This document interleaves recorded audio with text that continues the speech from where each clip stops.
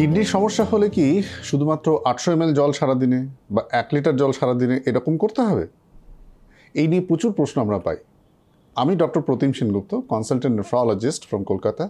আজকে আমি আলোচনা করব যে কিডনির অসুখের রোগীরা কতটা জল খাবে সেটা কি করে ঠিক করব।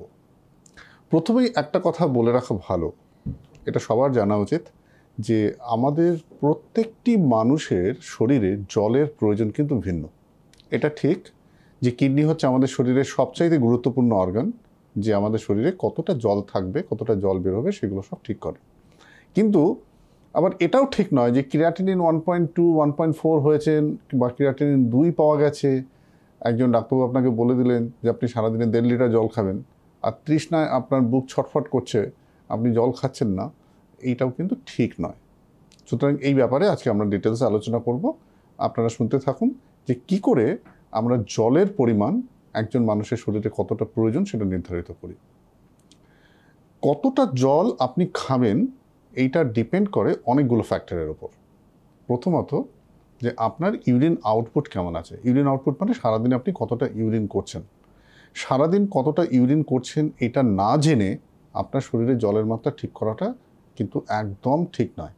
কারণ একটা জিনিস মনে রাখা ভালো, যখন কিডনির অসুখ হয় তখন যদি শরীরে জল আমরা মাত্রাতিরিক্ত খাই, যেটা কিডনি বের করতে পারে না, সেই জলটা শরীরে জমতে পারে, তার জন্য শ্বাসকষ্ট হয়, পা ফুলে যায়, শরীরে একটা ফোলার লক্ষণ দেখা দেয়, এটা ভালো নয়।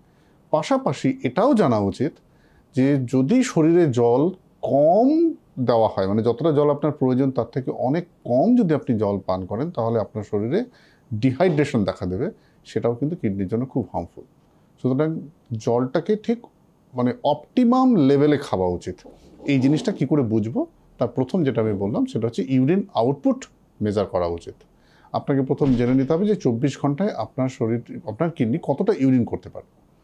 নেক্সট দেখা উচিত যে আপনার পায়ে কোনো ফোলা আছে কিনা।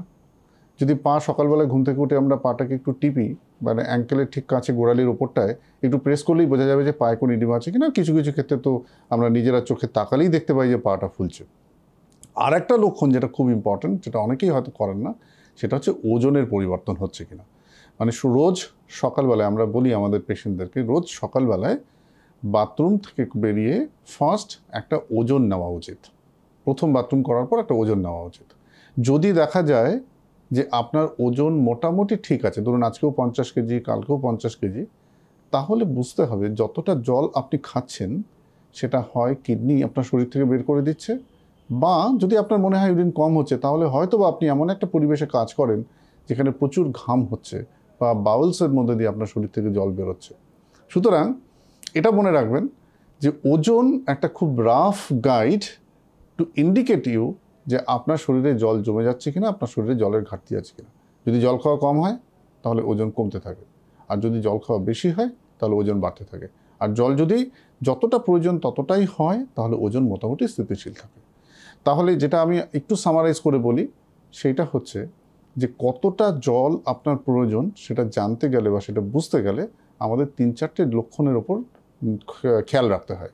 প্রথম হচ্ছে আপনার ইউরিন কতটা হচ্ছে 24 ঘন্টায়, দ্বিতীয়টা হলো আপনার ওজনের কোনো তারতম্য হচ্ছে কিনা, অ্যান্ড তৃতীয় হচ্ছে শরীরে কোনো জল জমে যাওয়ার লক্ষণ আছে কিনা।